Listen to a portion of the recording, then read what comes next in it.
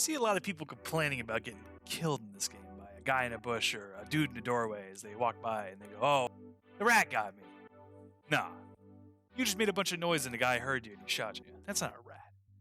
It's time to start showing these people what a real rat attack looks like.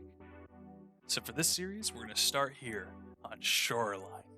Look at all these bushes, all these dark hallways, endless places to ambush.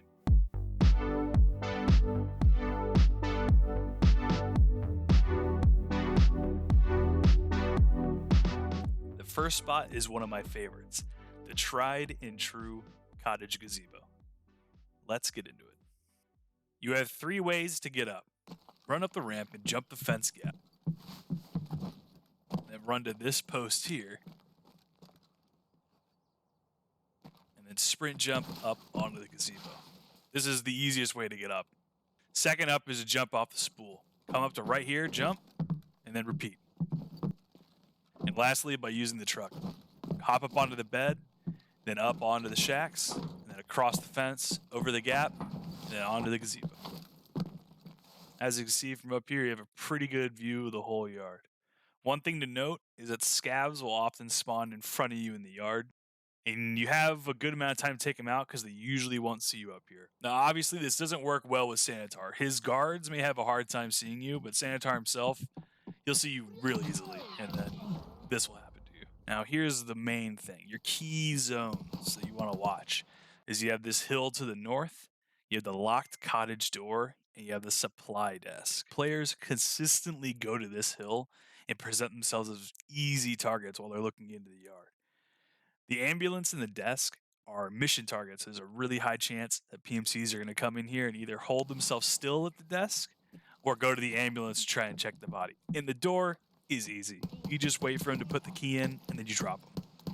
A regular reaction to this spot is grenade spam into the bushes. Once you hear a grenade get pinned, just move away from the edge of the roof a little bit. Usually you receive little to no damage. If you play a spot carefully and do your best to get fast kills, it's completely possible to wipe entire groups without them figuring out where you are.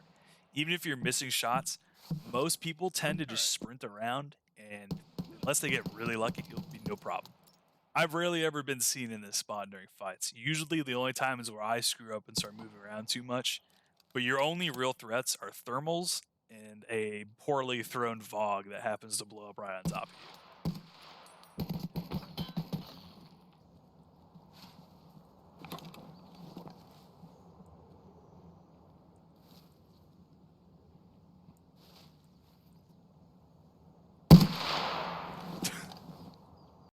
If you're not riding alone, then this spot can be a really good one for additional coverage.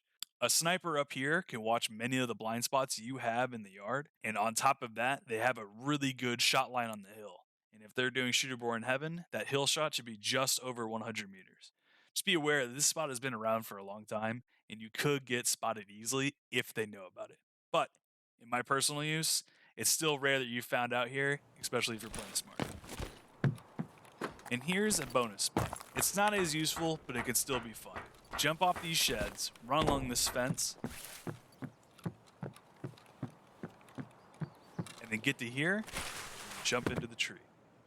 Now, it has okay sight lines, but if you have multiple people, it could be a fun place to ambush. Nobody's looking at trees. And that's it, the Shoreline Gazebo.